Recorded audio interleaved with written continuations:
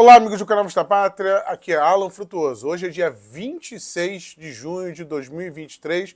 Vamos falar sobre as principais notícias do dia aqui no seu Vista Pátria Notícias. Você já sabe, todo dia tem aqui um resumo sobre as principais notícias que vão afetar o país. E vamos falar de Bolsonaro entrando em campo em São Paulo. Reunião na Assembleia Legislativa de São Paulo e você verá a coletiva do presidente na íntegra aqui. Então assista até o final. Polícia Federal encaminha a investigação que pode complicar a vida de Arthur Lira para o STF, indicando que aquela operação policial feita lá atrás, de fato, era para pegar o Lira. Vamos trazer isso aqui também. Em Portugal, Gilmar Mendes, num fórum, disse que o 8 de janeiro abriu uma janela de oportunidades para regular as redes sociais. Presidente da Argentina visita Lula, direita vence eleições na Grécia e Prigozhin, do Grupo Wagner, fala pela primeira vez após a tentativa de golpe de Estado na Rússia. Agora, vamos lá. Pessoal, vocês estão vendo aqui atrás, né, os dois livros da Cristina Giménez, Já Estamos na Terceira Guerra Mundial, e Os Donos do Mundo, e também tem o livro A Verdade sobre a Pandemia. Você pode adquirir esses 3 livros com desconto na Livraria Vista Pátria. Está em promoção toda a livraria até o dia 27. Então é só até amanhã. São as últimas 24 horas para você adquirir esse lançamento, que está com 25% de desconto, ou o combo com os 3 livros, né? Contam aí sobre os donos do mundo, o Clube Bilderberg, como o Clube Bilderberg está colocando o mundo aí numa terceira guerra mundial. É uma leitura indispensável se você quer entender esse cenário. O link vai estar no primeiro comentário. Você tem apenas 24 horas para poder adquirir com esse desconto de 45% no combo, ou de 25% nesse livro aqui, A Terceira Guerra Mundial Já Começou, ou 45% de desconto nos Donos do Mundo. Não perca essa leitura, a Cristina Giménez é muito boa. Vamos lá. Pessoal, o presidente Jair Bolsonaro foi até a Assembleia Legislativa de São Paulo para... Ontem ele estava, eu trouxe aqui para vocês aquele vídeo extra aqui no domingo. Se você não assistiu, assista. Inscreva-se no canal, né, para poder estar aí antenado. Mas o presidente foi ontem lá no jogo do Palmeiras, deu azar para o Verdão, infelizmente. Mas, inclusive, tinha gente dizendo que o Bolsonaro é azarado. O Bolsonaro não é azarado, pessoal. O Palmeiras foi campeão mundial. Campeão mundial, não, perdão. Não foi ironia, tá? Foi campeão brasileiro 2 vezes aí, com o presidente Jair Bolsonaro exercendo seu mandato. Então, pare de dizer que o presidente é azarado, tá? E ele ficou em São Paulo para uma reunião hoje, na Assembleia Legislativa, e essa reunião teve ali, obviamente, um direcionamento de como o PL vai atuar e o apoio do presidente para as prefeituras do ano que vem. O Bolsonaro está organizando muito bem aí, junto com o general Braga Neto e também com o Valdemar Costa Neto, que já possui ali um know-how de política fisiológica. O Braga Neto tenta conciliar isso com o bolsonarismo e tá dando caldo. O Bolsonaro, nessa coletiva, um ponto muito importante que ele vai falar é sobre o tal do apoio ao Ricardo Nunes. Lembra da polêmica que teve com o Ricardo Salles e tudo mais? Vocês verão aí, lá para o finalzinho da coletiva, o que o Bolsonaro fala sobre isso, né? E também lembrando, né, tem o Pix do Bolsonaro, que agora muita gente está reclamando que não está conseguindo fazer o Pix para ele. Alguns bancos estão travando o Pix para o presidente Jair Bolsonaro. Né? É impressionante como funcionam as coisas nesse Brasil. Vamos ouvir o presidente Jair Bolsonaro, a sua coletiva na íntegra, e logo após eu volto para falar aqui do Arthur Lira. Vamos lá. Nós estamos tendo um problema diferente, né, que alguns partidos têm. Nós temos um excesso de candidatos.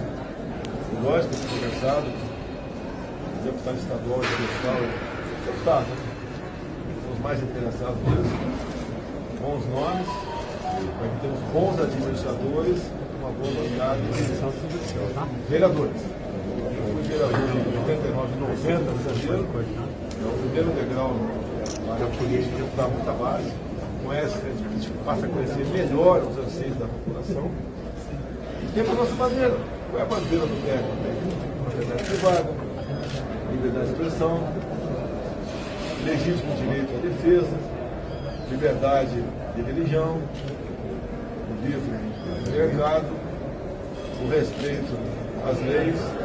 Essa é a base que nos une a todos. Somos todos iguais. iguais. Essa base é a mais importante. E essa união tem atraído atenção e respeito por parte da população. Na última sexta-feira, na Assembleia Legislativa do Rio Grande do Sul, tinha mais de 1000 pessoas. Falei por praticamente 1 hora. A minha esposa também, que não posso falar muita coisa, né? Mas ela tem se dado um recado muito bom pelo Brasil e atraiu também uma quantidade enorme de mulheres, como ela atraiu o Ji-Paraná na última sexta-feira e sábado também. Então ela tem colaborado na questão da política, até justificando aí a oportunidade que o PL deu para ela estar à frente do PL de mulher do Brasil. Mais uma, por favor. Para a gente o que foi conversado hoje na reunião, qual foi o mal? Um colega meu gravou aqui, eu não sei se tudo está na internet, acho que ele tenho falado uns 15 minutos, né? Eu consolidei o que foi falado, os que os parlamentares falaram nós não filmamos, e se tiver filmado, não filmei porque o meu pessoal não vai filmar o que era reservado. Cada parlamentar pode responder o que ele falou, foi mais um momento de descontração. Falando da reforma tributária, o nosso recado aí é o tal do imposto seletivo que os doutores de esquerda desenvolveram para o bem da população brasileira e para o bem da humanidade do globo, né? Eles vão cobrar imposto daquilo que, segundo a cabeça dele, faz mal para a saúde e mal para o planeta. Esse é o recado final ali, né? Experiência minha, de parlamentar. Eu acho que raríssima gente tem um voto mesmo. Na dúvida, vote contra a indicação da esquerda que você sempre acerta no seu voto brasileiro. Mais uma. Qual a orientação, então, dos deputados? Olha, considero, não vamos com nós, é a minha sugestão. E nós temos um líder do partido, o Valtineu Cortes, sugestão, sempre converso com o Valdemar, eu não dou determinação do partido. Quem dá na votação é o líder Valtineu Cortes. O Valdemar conversa com ele, eu também. Não aceitar apenas retirar fora o imposto seletivo, né? Imposto do pecado, conhecido aí. As outras questões, rapidamente, hoje falei com o Tarcísio, estava lá no jogo de futebol, falamos por vídeo de chamada, e ele falou da outra parte, que se for aprovada como está, tira a capacidade de investimento de São Paulo. Então essa é a preocupação. Agora, ao longo do meu governo, eu reduzi em 1/3 o IPI de 4.000 produtos. Zerei o imposto de importação de muita coisa via Camex, como games, veleiros, jet ski, pneus de caminhões, peças para caminhões, entre outras coisas. Aqui dentro nós zeramos com o parlamento, não foi na canetada como se fazia no passado, zerei os impostos federais dos combustíveis, diesel, gasolina, etanol e gás de cozinha. E colocou-se um teto, para dentro do parlamento, no ICMS dos combustíveis. Por exemplo, no estado do Rio de Janeiro, de ICMS da gasolina era R$2,32. Então nós conseguimos baixar o preço do combustível, que a alta se fez presente no mundo todo, em função da pandemia e da guerra.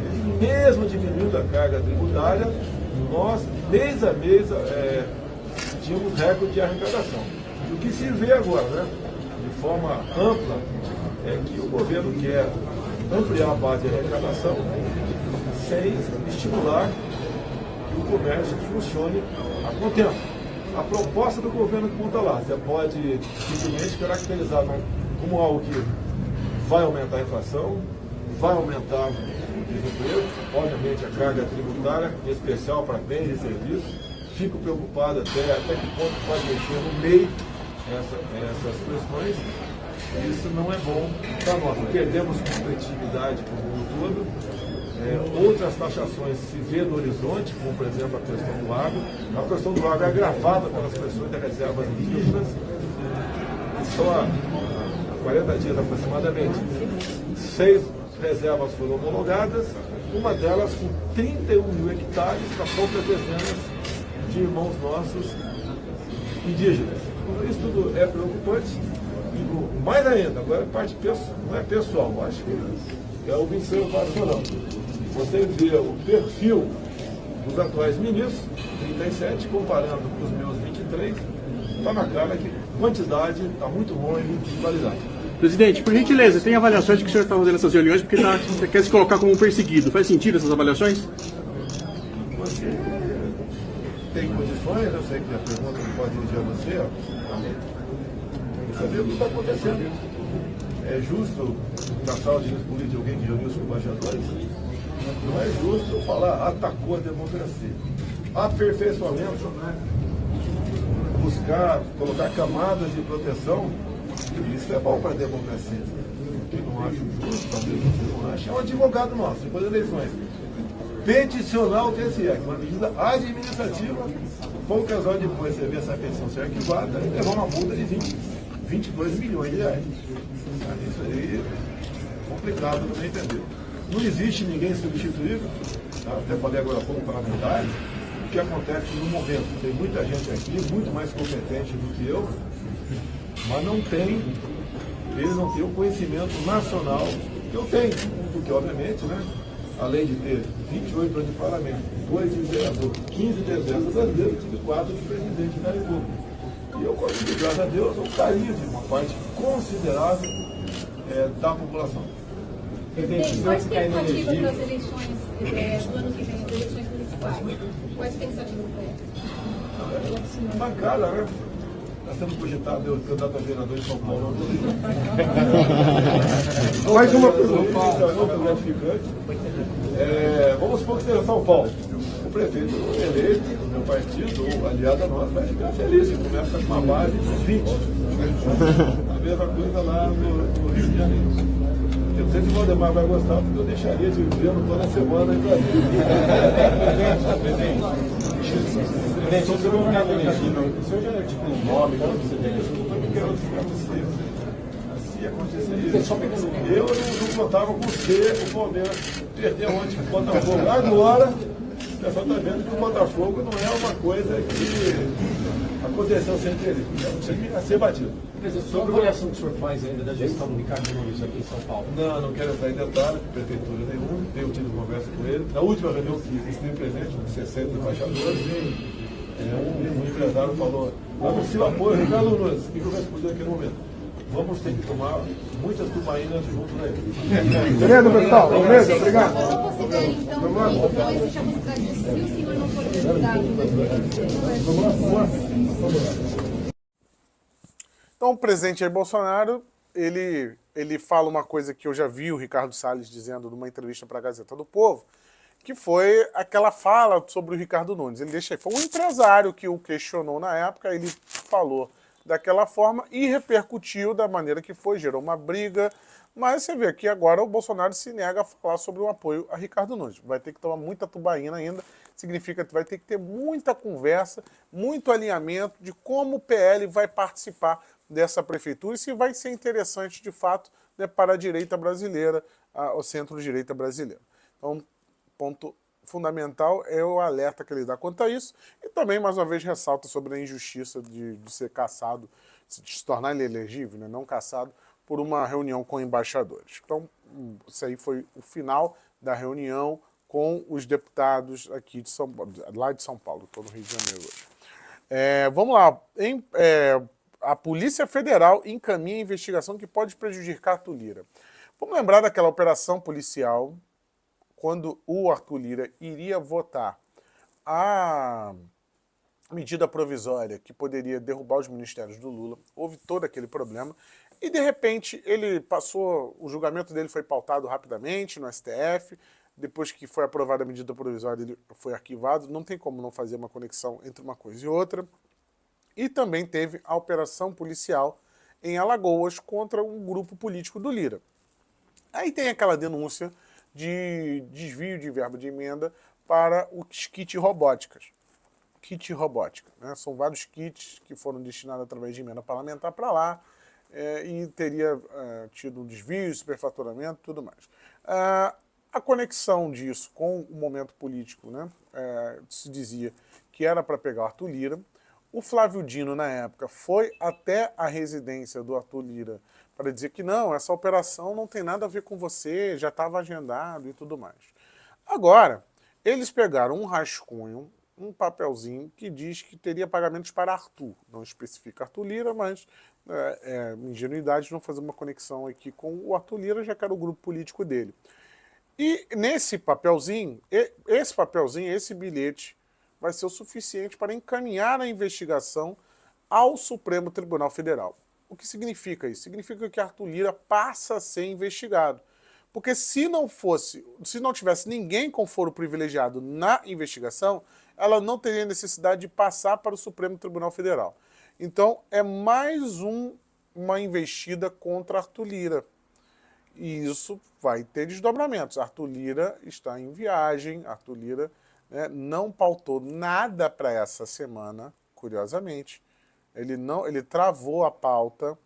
Então, o Arthur Lira, ele poderia ter deixado o pastor Marcos lá, como se ele é o primeiro vice-presidente, ele poderia tocar a pauta da Câmara dos Deputados. Mas não, ele travou a pauta, agora vem essa notícia no domingo, está repercutindo hoje na segunda-feira, o que demonstra que Lira pode ser prejudicado aí. E existe precedente no Supremo Tribunal Federal para afastamento de presidente da Câmara dos Deputados por se ele se tornar réu. Né? Ainda é uma investigação, muito pouca informação ainda sobre o que atrelaria Arthur Lira a isso, mas se ele virar réu por conta disso aqui, nós temos o precedente do ex-presidente da casa, que é o meu malvado favorito, né, que foi afastado na época da Lava Jato, o Eduardo Cunha, justamente por isso. Pessoal, vamos ver como Arthur Lira reagirá a isso nos próximos dias. Em Portugal, o ministro Gilmar Mendes voltou a defender a regulação das redes sociais e uma declaração curiosa do ministro, né, me fez lembrar uma fala do professor Olavo de Carvalho no dia seguinte ao 6 de janeiro nos Estados Unidos. Lembra a invasão do Capitólio? O professor Olavo de Carvalho, que ainda era vivo na época, ele disse, para você ver quem vai se beneficiar de um movimento, né, de propaganda, de movimento violento na política, movimentos violentos na política geralmente são propaganda. E você vai ver quem é o beneficiário, o real beneficiário da ação violenta nos dias seguintes. E aí, não é a primeira vez que o Gilmar Mendes fala isso, mas ele diz que isso é uma janela importante para regular, censurar as redes sociais, demonstrando que os reais beneficiários com aquela ação, na verdade, não era a direita, e sim pessoas que estão tentando atacar a direita brasileira, vide que eles fazem uma conexão, uma conexão com o uso das redes sociais pela direita e o crescimento da direita por conta delas. Né? Então, a declaração do Gilmar Mendes deixa claro o real motivo, né, ou pelo menos o beneficiado, né, o verdadeiro beneficiado do 8 de janeiro no estúdio. O presidente da Argentina visita Lula. Não tem problemas aí pela manhã, mas ele veio pedir pinico aqui. O Fernandes passa por um momento muito ruim na Argentina. Ele não será candidato à reeleição e, mais uma vez, volta ao Brasil aqui para fazer pedidos a Luiz Inácio Lula da Silva, que na última agenda oficial que ele participou lá na Europa, fez defesas defendeu a Argentina, né, com unhas e dentes, como se fosse presidente da Argentina e não do Brasil. É muito interessante. Existe até a piada de que o Lula seria o melhor presidente que a Argentina já teve. Né? Vai fazer financiamento de gasoduto, defende a questão cambial para a Argentina, a questão de compensação de comércio, de Câmara de Comércio. Então, muito curioso ver mais uma reunião do Fernandes aqui no Brasil, né, com o atual mandatário do Poder Executivo. E vamos falar um pouquinho de pauta internacional. Antes da gente falar da questão da Rússia, tem a Grécia aí com eleições parlamentares e a direita venceu. A bancada parlamentar mais a direita venceu no último domingo, dia 25 agora, que passou, e consolidou, né, o Mitsotakis no comando, né, no comando ali de primeiro-ministro. Não será necessário apoio de outras legendas para a governabilidade, o que é muito importante no regime parlamentarista, né? Abre aspas aqui para que ele falou. Prometeu grandes mudanças ao país, como aumento de salário e a garantia de um Estado mais eficiente. O povo nos deu uma maioria segura, reformas importantes chegarão rapidamente. O povo grego votou pela estabilidade, competência e por um governo que entregou uma economia em crescimento rápido e construiu a reputação de ser um parceiro confiável na Europa e além, né, escreveu o direitista no Twitter. Não considero esse apoio algo garantido, mas amanhã nosso trabalho duro começa novamente com uma nova robusta jornada de reformas. As eleições deram aí, né, para a direita 40,5% e depois teve a esquerda com 17,8%. Então, a Grécia, que sofreu muito, né, com políticas de esquerda e também era um país alvo ali da imigração desenfreada no auge da crise em 2014, e foi aí que começou a dar uma guinada mais à direita, essa história de fronteira livre não era interessante para eles. Aqui, resultado consolidado para a direita na Grécia. Pessoal, vamos falar aqui da Rússia, né? Toda aquela ação no final de semana. Agora, o Prigozhin deu uma declaração pela primeira vez nessa segunda-feira. Eu vou ler aqui com vocês a declaração do Prigozhin. Vamos à transcrição do que falou o líder do grupo Wagner. Ele explica o que seria a marcha pela justiça. Ele chama aquela tentativa de golpe de marcha pela justiça e diz o seguinte: o Wagner realizava tarefas em todo o mundo. Era para deixar de existir no dia 1º de julho de 2023. Todos os funcionários se recusaram a assinar o contrato com o Ministério da Defesa. Apenas 2% decidiram se juntar ao exército russo. O plano original era ir para Rostov em 30 de julho e transferir todos os veículos para o Ministério da Defesa, que estavam prontos para o transporte. Apesar de nenhuma agressão, o Wagner sofreu um ataque de míssil, seguido de ataque de helicóptero, e cerca de 30 combatentes do Wagner morreram. Isso desencadeou uma decisão imediata de sair mais cedo e responder militarmente. Durante a marcha de 24 horas, uma coluna foi para Moscou, outra para Rostov. Eles fizeram 780 quilômetros de progresso em um dia. Eles lamentam ter sido forçados a atacar a aeronave do exército, aquela que eu mostrei, né, que foi derrubada, mostrei lá no grupo do Telegram, do canal. Siga a gente lá no Telegram, eu publiquei as imagens dos combates lá. Tá? Então ele matou alguns militares russos. Né? Eles lamentam, né? Eles lamentam que derrubaram a aeronave do exército, mas as bombas foram lançadas, o que causou uma resposta. Durante a marcha, todos os objetivos militares no caminho foram bloqueados e desarmados. Nenhum dos militares morreu no chão, em combate no chão. O objetivo era não permitir a destruição do grupo Wagner e responsabilizar aqueles que, com suas ações antiprofissionais, comprometeram um grande número, né, durante a SMO. Todos os militares encontrados ao longo do caminho apoiaram eles, né, no caso, o grupo Wagner. Os fatores que fizeram Wagner dar a volta e voltar foi, primeiro, eles não queriam derramar sangue russo. E, segundo lugar, eles queriam demonstrar sua posição, não derrubar a autoridade da Rússia. Lukashenko ofereceu-se para encontrar soluções para a continuação de operação do grupo Wagner legalmente. As colunas deram meia volta e voltaram para os acampamentos de campo. A marcha mostrou muitas coisas criticadas antes, preocupações sérias de segurança em todo o país. Todas as bases militares e aeródromos foram bloqueados. Se as ações de 24 de fevereiro de 2022 fossem realizadas por forças treinadas como Wagner, a operação especial poderia ter terminado em um dia. Isso mostra o nível de organização que o exército russo deveria seguir. O que ele está dizendo aqui, pessoal?